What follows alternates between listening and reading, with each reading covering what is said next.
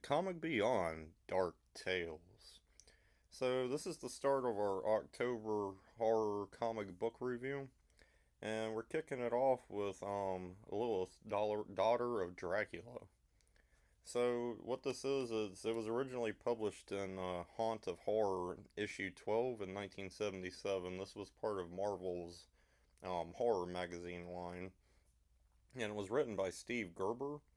Um, those of you who do know him or don't know him, he worked on Man Thing and Howard the Duck and characters like that back in the day, and then with art by the legendary George Perez.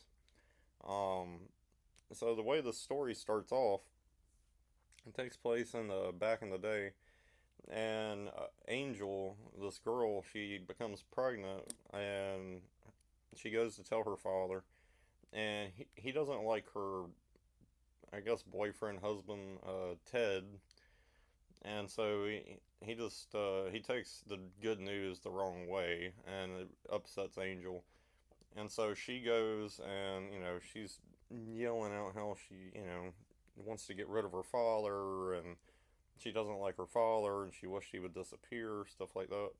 Well, that night, Dracula comes to her, and he ends up biting her, and her wish is fulfilled. Her father's disappeared. Um, so she ends up leaving. She's almost in a trance in a way, but she ends up leaving and ends up in New York. And what she doesn't realize is now that she's been bitten by Dracula, she's almost became part of him in a way because now she has the essence of Lilith, and that's where the daughter of Dracula comes in. So now she's almost been taken over unknowingly by Lilith, who's also a vampire. And so we don't learn this until you read on. Once she got to New York and she left her life behind, she ended up meeting this guy named Martin Gold. And you find out they've been together for a while once she got to New York. And a friend of his gets him a job as a writer. And what it is, the company that he ends up going to work for is doing some shady stuff, and they want him to write a piece on this like pollution machine that they're wanting to develop, but it's actually not doing the stuff that they're telling the public. It actually has negative effects on everything. So they're using him as a fall guy in a way. So so Angel gets news of this, and not knowing, but she ends up turning into Lilith. So Lilith ends up manifesting herself, taking over, and so she goes to the friend of Ted, or not Ted, Martin, to find out, what the deal is, what's going on. And he's like, I won't talk, they'll kill me or whatever. And she's like, well, if you don't talk, I'll kill you. And she goes full vampire on him. And he ends up telling her everything. So she goes to find the people that are about to go and try to like set up Ted.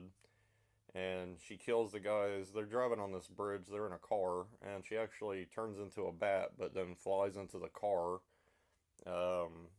You don't see it, but obviously she's feeding on them or biting them, and then they crash off the bridge into the water.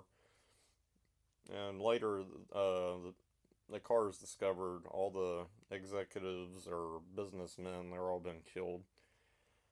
And so Ted's at home, and Angel tells him, I won't never let anything happen to you, and yada. And so it's because unknowingly she's actually part Lilith, so part vampire. So she can protect him or do her thing. So I like it. I like the story. I think I like the creators a little bit more, but the story has a lot of.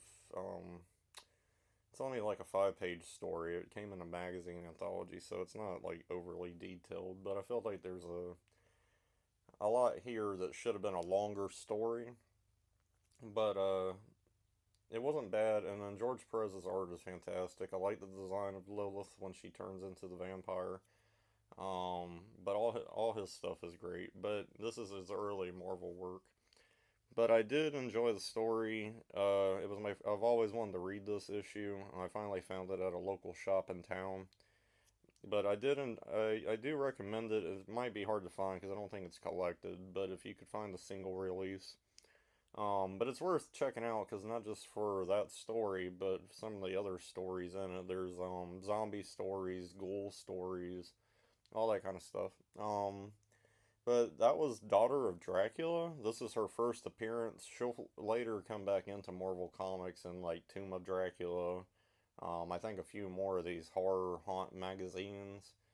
But this was her first initial appearance into the Marvel Universe. So that's this episode.